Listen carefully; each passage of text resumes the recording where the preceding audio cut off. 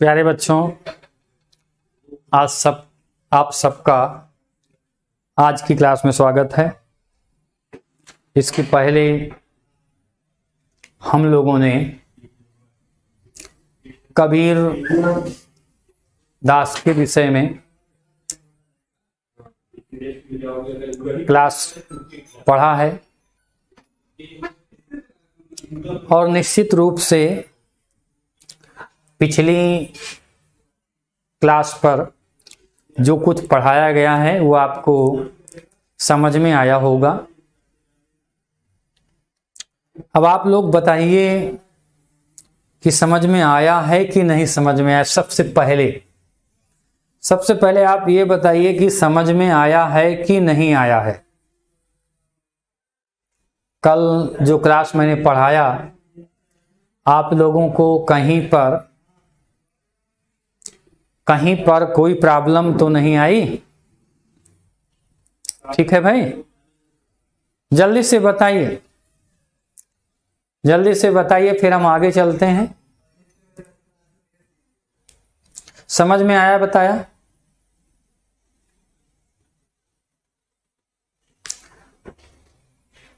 ठीक है बेटा, ठीक है, बहुत अच्छा है ना। देखिए अभी बिल्कुल शुरुआत की जा रही है और आज पद पर दूसरी क्लास है और कल जो पढ़ाया गया था पद पर पहली क्लास, उसको आप लोग जो है देख सकते हैं। अच्छा, फिर से समझाया जाए। चलिए पहले इसको पढ़ते हैं और फिर आप लोग जो है सबसे पहले अपने दोस्तों तक क्लास शेयर कर दीजिए। जो आपके साथी हैं, जो मित्र हैं, जो पढ़ना चाहते हैं, वो सब लोग आ जाएं ना। और जहां भी जिसे प्रॉब्लम लगे वो पूछ सके, बता सके। ठीक है, चलते हैं।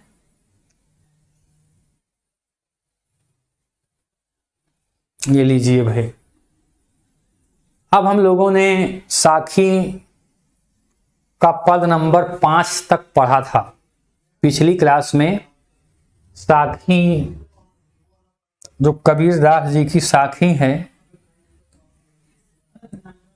उस साखी से पद संख्या जो है 5 तक पढ़ी थी। इसके पहले आज हम लोगों का ये साखी का पद नंबर 6 है। अभी इसको पढ़ेंगे, ठीक है। अच्छा, किसी को कोई कंफ्यूजन तो नहीं है? अब देखिए, हूं का मतलब अहंकार होता है। बारी फेरी माने मानव जीवन का फेरा पूरा किया। और मानव जीवन का फेरा का मतलब क्या होता है? मानव जीवन का फेरा माने जन्म मृत्यु का फेरा किया है। ठीक है बेटा ना, समझ में आ गया? ये मीनिंग है। तो पढ़ते हैं सबसे पहले कि तू करता तू भया, तू करता तू भया, मुझ में रही न हूं। तू करता तू भया, तुझ में रही न हूं। बारी फेरी बल गई, जित देखो तित तू। बारी फेरी बल गई, जित देखो तित तू। कबीर सूता क्या करे, कबीर सूता क्या करे, काहे न देखे जागी। कबीर सूता क्या करे, काहे न देखे जागी। और जाके संगते बिछुड़ा, जाके संगते बिछुड़ा, ताही के संग लागी। जाके संगते बिछुड़ा, ताही के संग लागी। केशव कहीं कहीं कूकिए, केशव कहीं कहीं कूकिए, ना सोइए असरार। केशव कहीं कहीं कूकिए, ना सोइए असरार। और रात दिवस का कूकड़ा, रात दिवस का कूकड़ा, कबहू लगी पुकार, कबहू लगी पुकार। लंबा मार्ग दूर घर, लंबा मार्ग दूर घर, बिकट पंथ बहुमार। लंबा मार्ग दूर घर, बिकट पंथ बहुमार। और कहूं संतों क्यों पाइए, कहाँ संतों क्यों पाइए, दुर्लभ हरि दीदार, दुर्लभ हरि दीदार। यह तन जारो मसी करो, यह तन जारो मसी करो, लिखो राम का नाम। और लेखन करो करंक की, लेखन करो करंक की, लिख लिख राम पठाओ, लिख लिख राम पठाओ।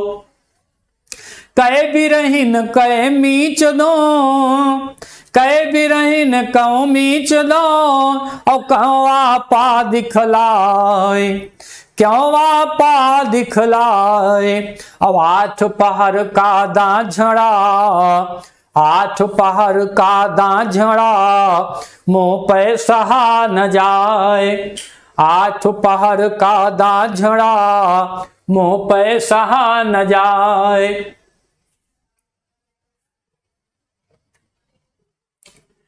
कबीर रेख सिंदूर की, कबीर रेख सिंदूर की, काजल दिया न जाए। कबीर रेख सिंदूर की, काजल दिया न जाए। और राम रमैया रम रहा, नैन रमैया रम रहा, दूजा कहाँ समाए, दूजा कहाँ समाए।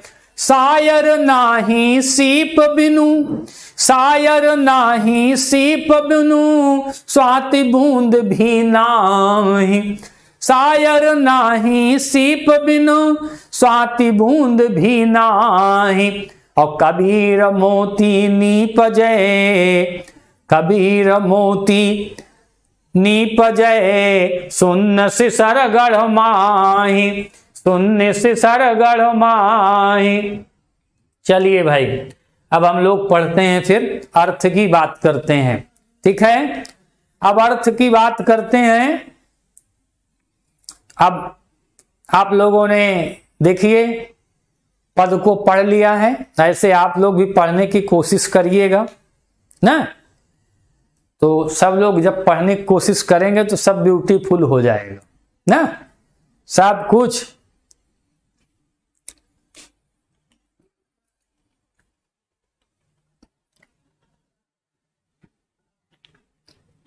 चलें अब पढ़ें, सब पढ़ाते हैं बेटा। अभी जो है ये 11th की क्लास है, 11th 12th 9th 10th सब क्लास चलती है। और टाइम टेबल जो है जाएंगे तो आपको मिल जाएगा चैनल पे। अब हम लोग शुरुआत करते हैं। इसके पहले हम लोगों ने 5 तक पढ़ा है। और आज कहते हैं तू तू करता तू भया। तू तू करता का मतलब, तू तू करता का मतलब होता है कि कबीर दास जी कहते हैं, क्या कहते हैं कि तुम्हारा नाम लेते लेते, तुम्हारा नाम लेते लेते माने निर्गुण निराकार ईश्वर का, निर्गुण निराकार ईश्वर का नाम जपते जपते, स्मरण करते करते, नाम जपते जपते, स्मरण करते करते क्या हो गया है, आज ऐसी स्थिति को प्राप्त हो गया हूं। कुछ लोगों को आप लोगों ने देखा भी होगा कि जो ज्यादा पढ़ने वाले बच्चे होते हैं रात में भी वो सपने में भी कॉपी किताब के लिए बड़बड़ाते हैं कि मेरी किताब कहां है, मेरी कॉपी कहां है। क्यों? क्योंकि वह पढ़ने का भाव जो है अंतर मन में समाहित हो गया है। पढ़ना और खुद का अस्तित्व दोनों एक हो गया है, दोनों एकाकार हो गए हैं। ठीक उसी प्रकार से ईश्वर का नाम लेते लेते, ईश्वर का नाम रटते रटते, उनका ध्यान करते करते मुझ में और ईश्वर में अब कोई अंतर नहीं रह गया है, कोई भेद नहीं रह गया है। अब क्या कहते हैं कि तू करता तू भया और मुझ में रही न हूं। तेरा नाम रटते रटते, तेरा नाम स्मरण करते करते मैं अपने अहंकार को, अपने अस्तित्व को, अपने वजूद को ही भूल गया हूं। क्या हो गया है? मेरा अपने विषय में कोई ज्ञान ही नहीं रह गया है। मैं अलग भी हूं ये मुझे पता भी नहीं चल रहा है, बल्कि मुझे ऐसा लगता है, मुझे ऐसा प्रतीत होता है कि हम अर्थात कबीर और निर्गुण निराकार ब्रह्म अर्थात उनके इष्ट जिसका नाम वो लगातार ले रहे हैं, दोनों एक रूपता को प्राप्त हो गए हैं। दोनों में अब कुछ अंतर नहीं रह गया है। फिर क्या हो गया कि बारी फेरी बल गई। मैंने अपने आप को, अपने भावनाओं को, अपने ज्ञान को, अपने अहंकार को, अपने अस्तित्व को, अपने वजूद को, अपने आप को कुछ भी नहीं बचा है। अब सब कुछ आपके चरणों में अर्पित कर दिया है, सब कुछ आपके चरणों में समर्पित कर दिया है।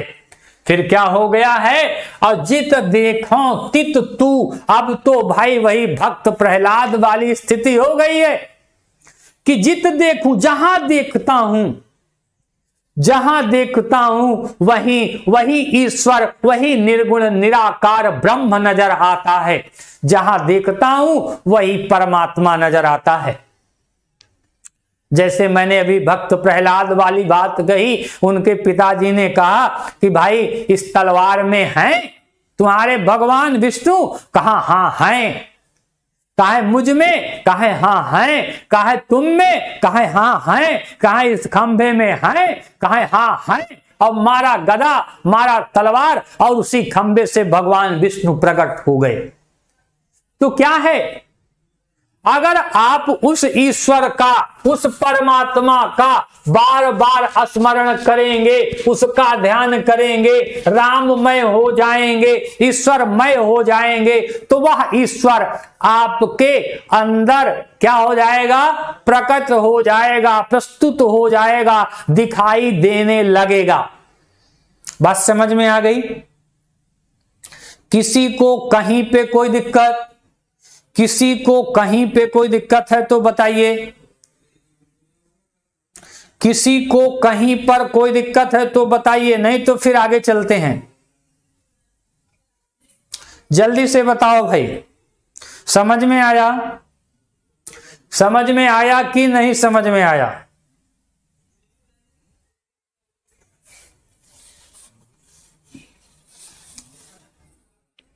अब एक बार रिवीजन कर देता हूं, चलिए, तब तो हो गया। फिर कह रहे हैं कि तू करता तू भया, तेरा नाम स्मरण करते करते मैं क्या हो गया हूं? तेरा ही रूप बन गया हूं। तुझ ईश्वर का नाम स्मरण करते करते मैं तुझ जैसा हो गया हूं, मुझ में रही न हूं, मेरा अलग से कोई अस्तित्व, कोई वजूद नहीं रह गया है। बारी फेरी बल गई, मैंने अपने आप को तुझ पर अर्पित कर दिया है, समर्पित कर दिया है। अब मैं जिधर भी देखता हूं उधर तू ही तू नजर आता है। ठीक है? चलते हैं आगे। कह रहे हैं कि कबीर सूता क्या करे, काहे न देखे जागी। यहां सूता का मतलब क्या है? अज्ञानता की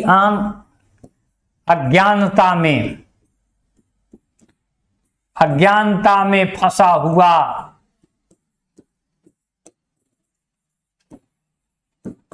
या अज्ञानता के कारण, अज्ञानता में फंसा हुआ या अज्ञानता के कारण कबीर करें, कबीर सूता क्या करे। कबीर चैतन्य हो जाओ, सावधान हो जाओ, आंखों को खोलो, समझो, संसार की वास्तविकता को जानो, संसार की वास्तविकता को जानो। और संसार की वास्तविकता क्या है कि काहे न देखे जागी। चैतन्य हो जाओ, जागो, देखो, समझो। और क्या समझोगे? जब तुम समझोगे, विचार करोगे, सोचोगे, मनन करोगे, तो निष्कर्ष रूप में देखोगे, निष्कर्ष रूप में पाओगे कि जाके संग ते बिछुड़ा, जिसके संग जिससे तुम अलग हुए हो उसी में समाहित हो जाने वाले हो। कहने का भाव क्या है भाई? मनुष्य जो है निर्गुण होता है कि सगुण होता है? क्या होता है? मनुष्य निर्गुण से सगुण स्वरूप धारण करता है। मनुष्य क्या होता है? निर्गुण होता है, निर्गुण से सगुण होता है।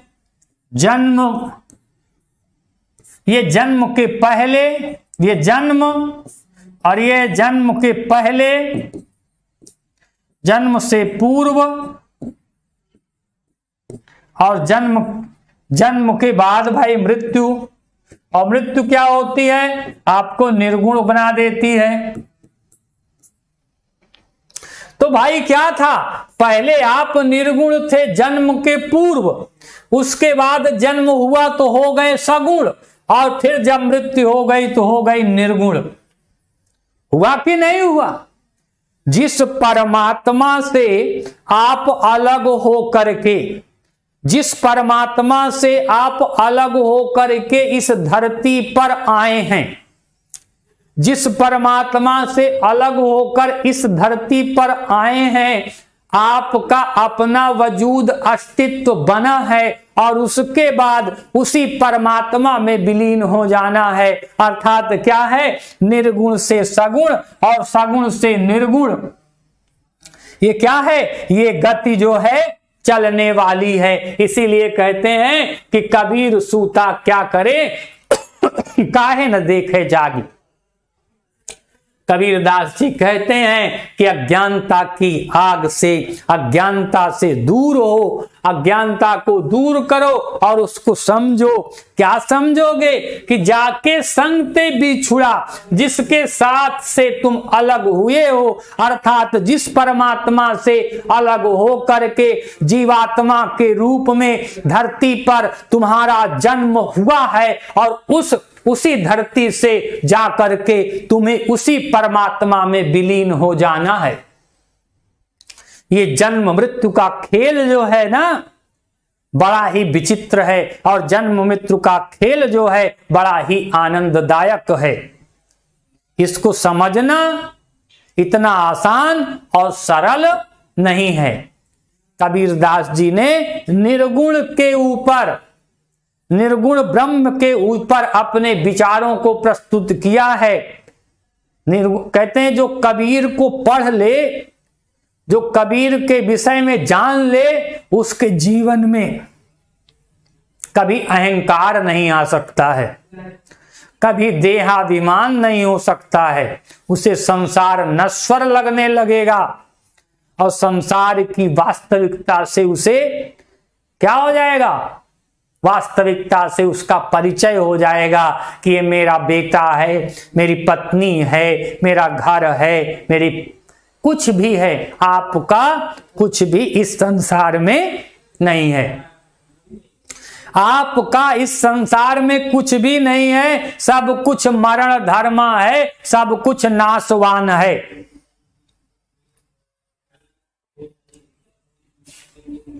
समझ गए भाई? समझ गए कि नहीं समझे? किसी को कहीं पे कोई दिक्कत हो तो बताइए। कबीर का दर्शन, कबीर का दृष्टिकोण बहुत ही विचित्र है।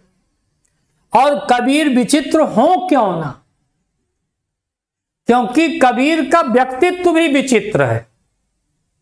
आप देखिए, जन्म से ही विचित्र रूप से घटनाएं देखने को मिलती हैं। उन्होंने किसी धर्म संप्रदाय मत का कभी पोषण नहीं किया है। जो गलत दिखा वो गलत दिखा, और निर्दयता से, अपने अक्खड़पन से क्या किया, उसका खुल करके, डट करके और पूरी ताकत से विरोध किया। ऐसा कवि, ऐसा रचनाकार हिंदी साहित्य में देखने को नहीं मिलेगा, जो अपनी उपस्थिति से साहित्य संसार को आलोकित कर दे, प्रकाशित कर दे, अपनी उपस्थिति से संपूर्ण संसार को क्या कर दे, आनंद मग्न कर दे, संसार को उसकी वास्तविकता का आभास करा दे। ठीक है भाई, समझ में आई बात? किसी को कहीं पे कोई प्रॉब्लम है तो बता दीजिए।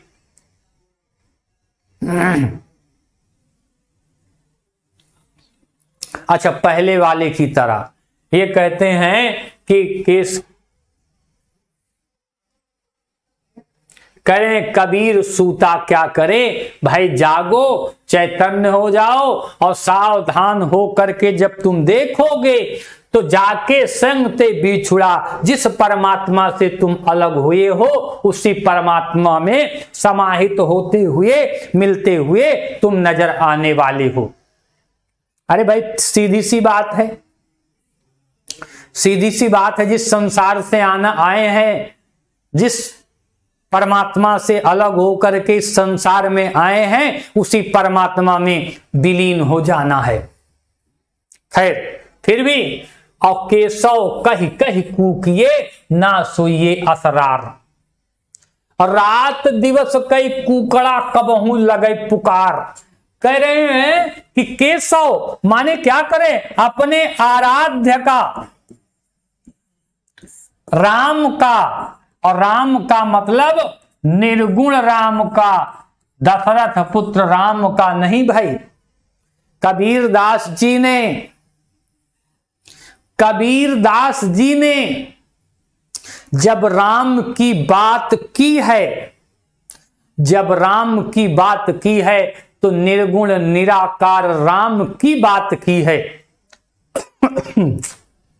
बेटा थोड़ा समझने का प्रयास भी करो, केवल ये लिख देने से कि नहीं समझ में आया थोड़ी हो जाएगा।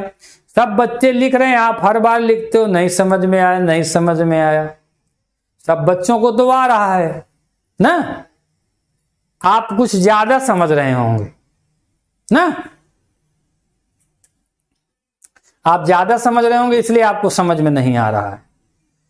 तो कह रहे हैं कि केशव कही कही कूकिए, अर्थात अपने आराध्य का नाम क्या कहिए, कूकिए। कूकिए का मतलब मधुर स्वर में, मधुर स्वर में,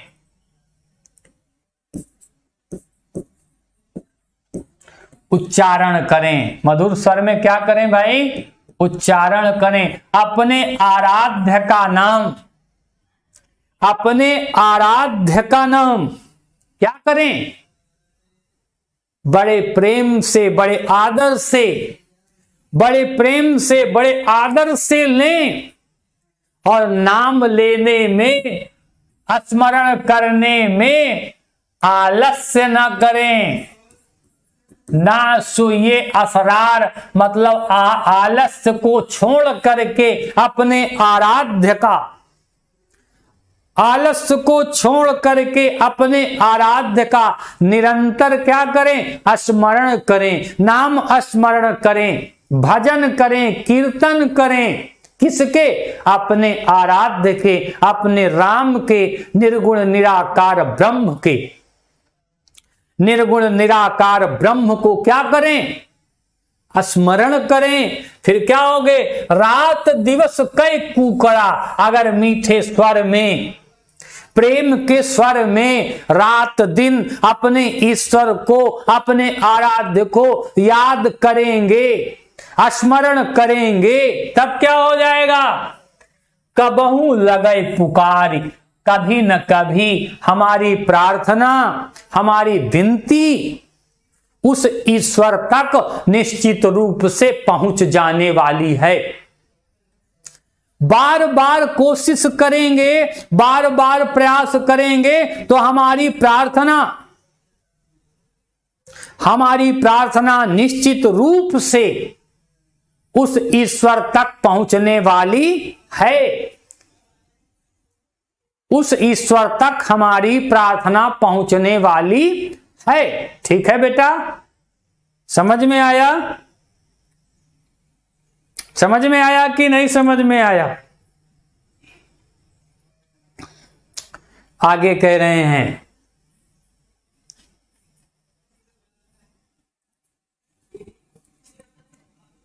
देखो एक बात और ध्यान देना है। सबसे बड़ी बात यह है कि अगर आप समझना नहीं चाहते हो, सुनना नहीं चाहते हो, तो फिर दुनिया का कोई भी व्यक्ति आपको समझा भी नहीं सकता है।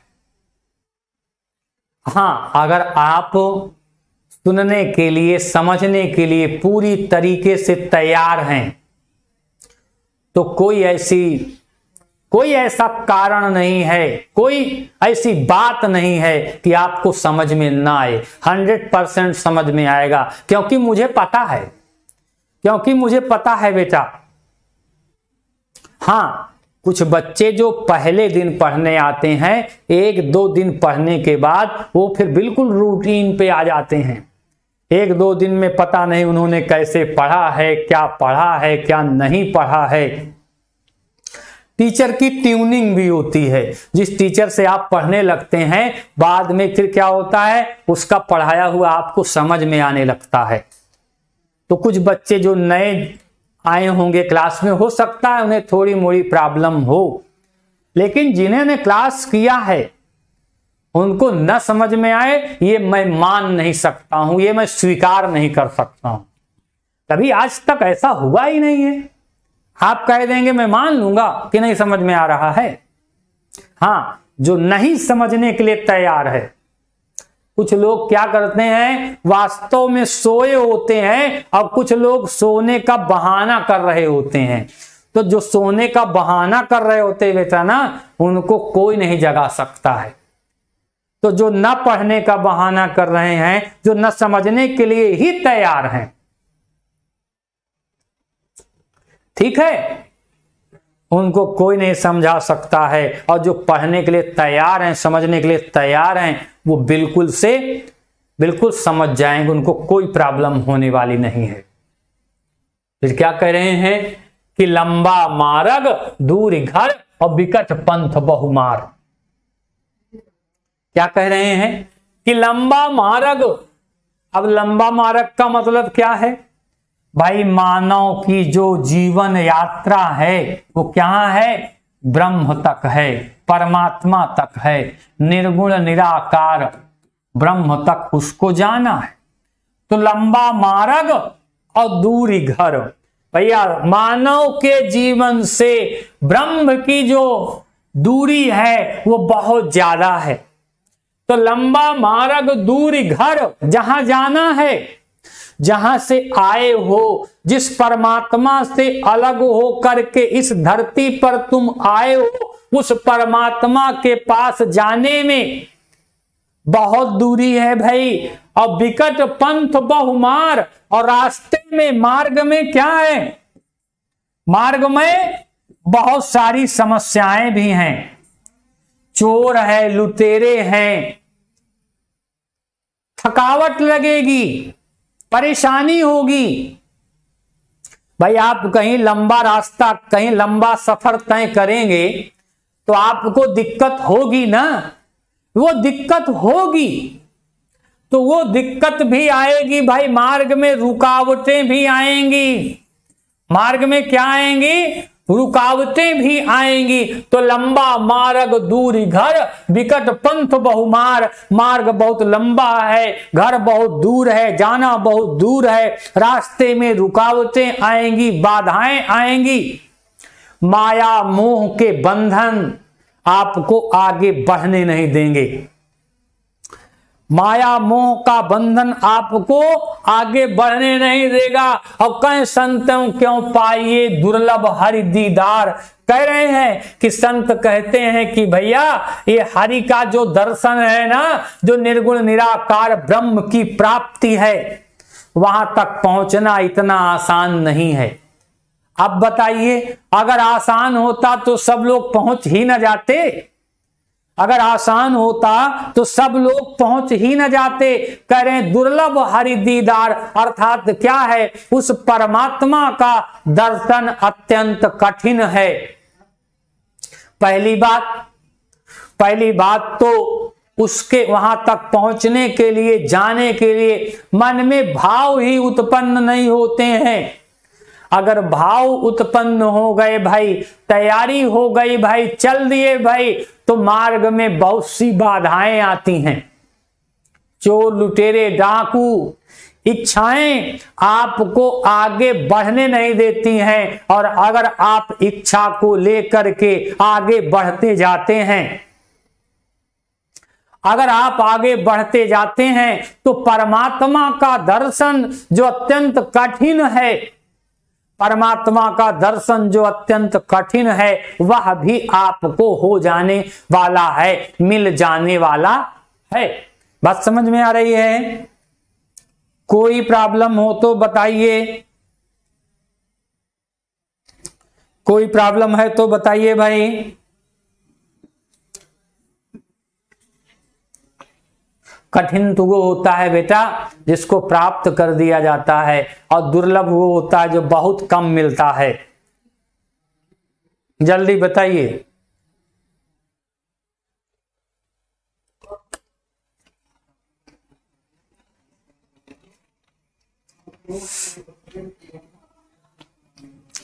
कुछ पूछना है तो बताइए।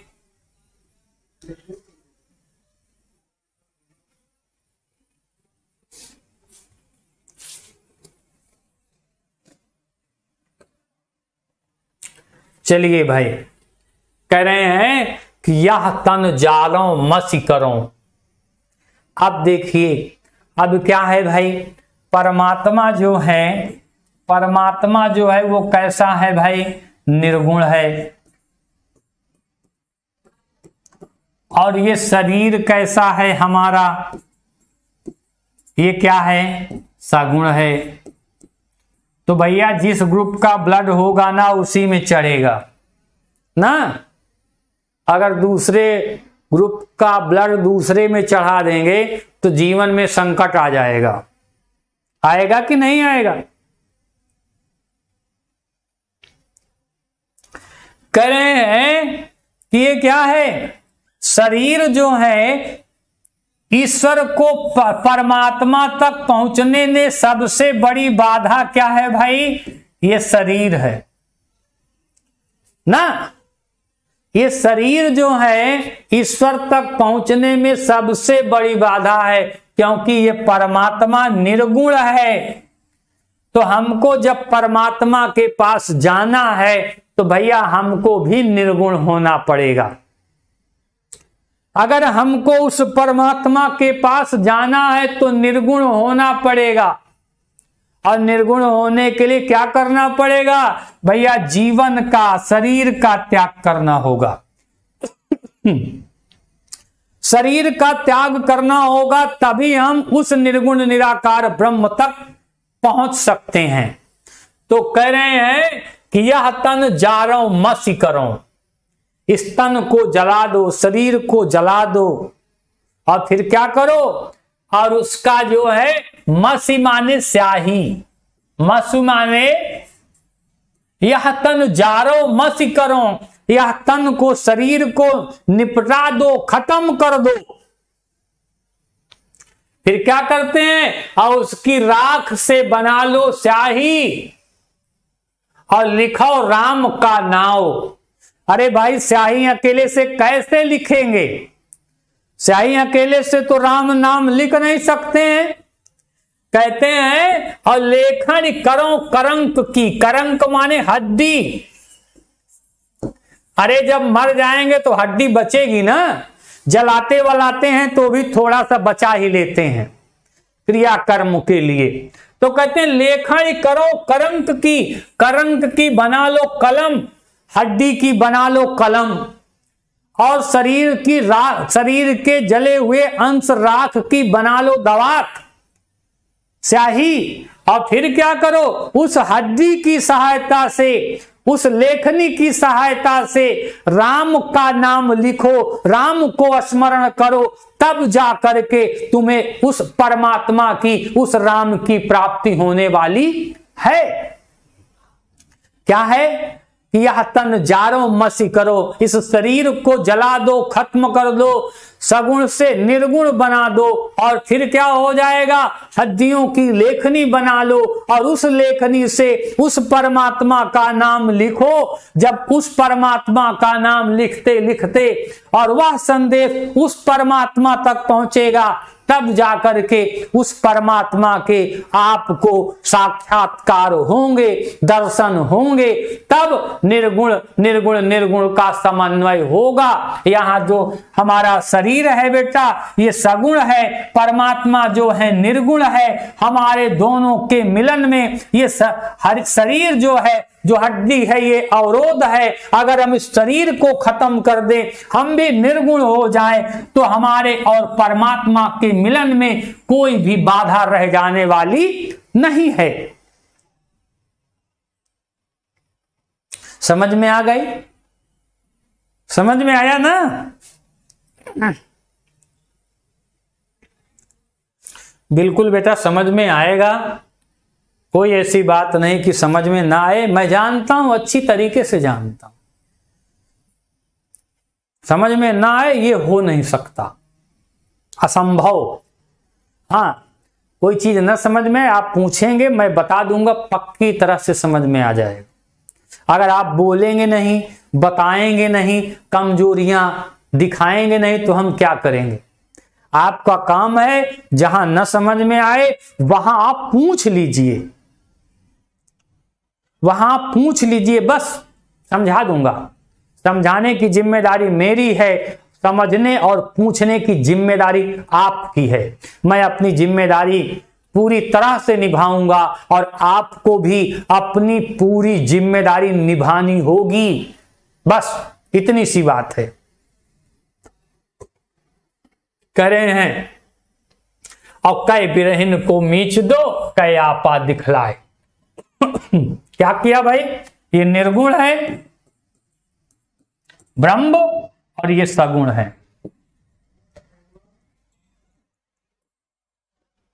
ये क्या है भाई? सगुण है। क्या कहा? या तो भैया दोनों को, हमको भी खत्म कर दो और मृत्यु दोगे। जब हमें मृत्यु दोगे तब हम निर्गुण के रूप में हो जाएंगे। भाई सगुण को निर्गुण से मिलने के मार्ग में एक ही चीज है, वो मृत्यु जो है ना। अगर वो मृत्यु मिल जाए तो क्या हो जाएगा? वो निर्गुण के पास पहुंचने का अधिकारी हो जाएगा कि हम भाई जा सकते हैं, मिल सकते हैं। तो कै बिरहिन को मीच दो और कै आपा दिखलाए। कहते हैं या तो हमें मौत दे दो या तो तुम आ जाओ, हमको अपना साक्षात्कार करा दो। भाई हमें मौत दे दोगे तो हम तो तुम्हारे पास ही आएंगे, हम तुम्हारे निकट ही आएंगे, निर्गुण निराकार हो जाएंगे। और जब निर्गुण निराकार हो जाएंगे, हम में और आप में कोई अंतर नहीं रह जाएगा। और जब अंतर नहीं रह जाएगा तब क्या हो जाएगा? साक्षात्कार हो जाएगा, पहुंच जाएंगे, वियोग खत्म हो जाएगा। अब 8 पहर का दाक्षणा मुंह से सहा न जाए। ये 8 पहर रात दिन का ये वियोग जनित पीड़ा, ये वियोग जनित पीड़ा। रात दिन आपके वियोग में जो ये कष्ट है, जो ये विरह वेदना है, इसको मैं सहन नहीं कर पा रही हूं। कौन कह रहा है? कौन कह रहा है ये? जरा बताइए। सब लोगों को समझ में आ रहा है, मैं देखूं शायद। कौन ये कह रहा है? कौन कह रहा है कि 8 पहर का दाग झड़ा? जल्दी बता दीजिए, मैं भी समझ जाऊंगा कि आप लोगों ने समझा है।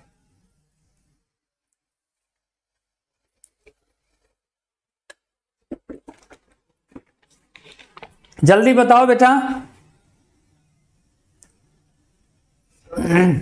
नहीं, कबीर दास जी की बात नहीं कह रहे हैं, ये आत्मा की बात कर रहे हैं।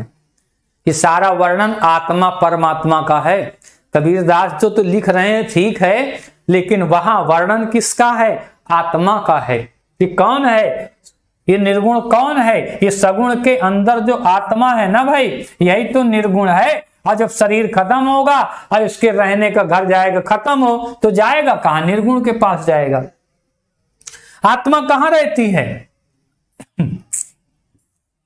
आत्मा कहां रहती है भाई? आत्मा का जो घर है वो है शरीर, ठीक है। अब जब रहने वाली घर का काम हो गया खत्म, शरीर चली गई, शरीर का काम हो गया खत्म, तो आत्मा हो गई निर्गुण। और जब निर्गुण हो जाएगी तो पहुंचेगी कहां? निर्गुण के पास। बात समझ में आ गई भाई? आत्मा के रहने की जगह कौन सी है?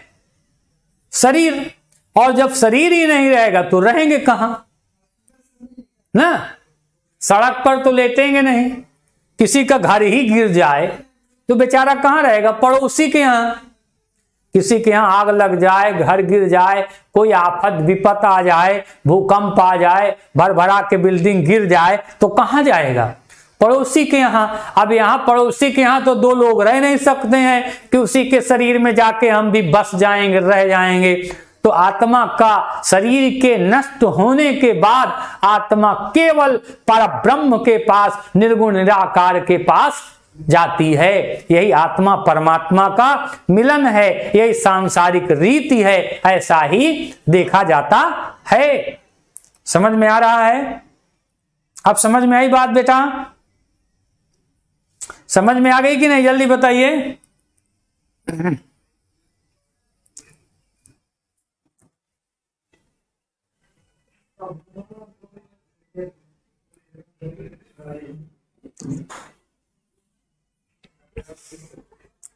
चलो भाई,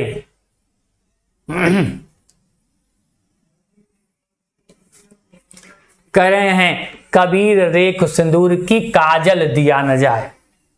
कबीरदास जी कहते हैं कि जो सौभाग्यशाली है सौभाग्यशाली क्या है? कि आत्मा का पति कौन है? परमात्मा भैया। और आत्मा क्या है? पत्नी है, ठीक है ना? आत्मा क्या है? पत्नी है, और परमात्मा जो है पति है। तो कह रहे हैं कबीर रेख सिंदूर की क्या है?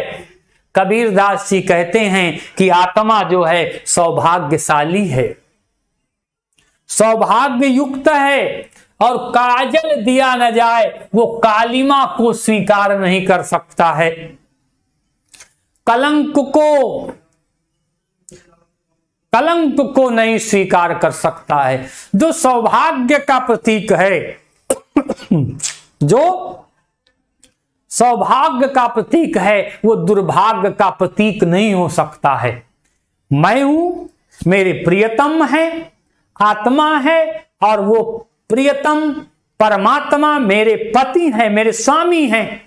और उनके रहते हुए मुझे कोई चिंता की बात नहीं है, मुझे कोई तकलीफ की बात नहीं है। मेरा सौभाग्य है तो मेरा जीवन आनंदमय सुखमय। आत्मा को कभी भी तकलीफ नहीं हो सकती है, कभी भी पीड़ा नहीं हो सकती है। फिर क्या कहा कि नैन रमैया रम रहा तो दूजा कहां समाए। इस आत्मा में अगर ये परमात्मा आकर के वास कर गया है, अगर इस आत्मा में वो परमात्मा आकर के बस गया है, तो इस हृदय में, इस आत्मा में किसी दूसरे के रहने के लिए कोई भी स्थान नहीं है। ठीक है? ठीक है बेटा भाई, एक जगह पे एक ही समय पर एक ही लोग रहेंगे ना। कहते हैं इस आत्मा में अगर वह परमात्मा आकर के बस गया है, तो इस आत्मा में अब किसी दूसरे के लिए कोई स्थान नहीं है। चलिए भाई, अब मुझे विश्वास है कि आज आप लोगों को अच्छी तरीके से समझ में आया होगा, कहीं पर किसी को कोई दिक्कत नहीं हुई होगी, और हुई होगी तो फिर से एक बार रिवाइज करके पढ़िएगा, देखिएगा, और जहां पे प्रॉब्लम होगी, जो चीज ना समझ में आई होगी, उसको कमेंट बॉक्स में लिखिएगा, फिर बताइएगा। और आज की क्लास के लिए आप सबको बारंबार धन्यवाद। इसी तरह से पढ़ते रहिए, आगे बढ़ते रहिए। आज की क्लास के लिए मेरी तरफ से, चैनल की तरफ से आप सबको बहुत बहुत शुभकामनाएं, बहुत बहुत आशीर्वाद, बहुत बहुत धन्यवाद। Okay, thank you, bye bye, tata. ठीक सर।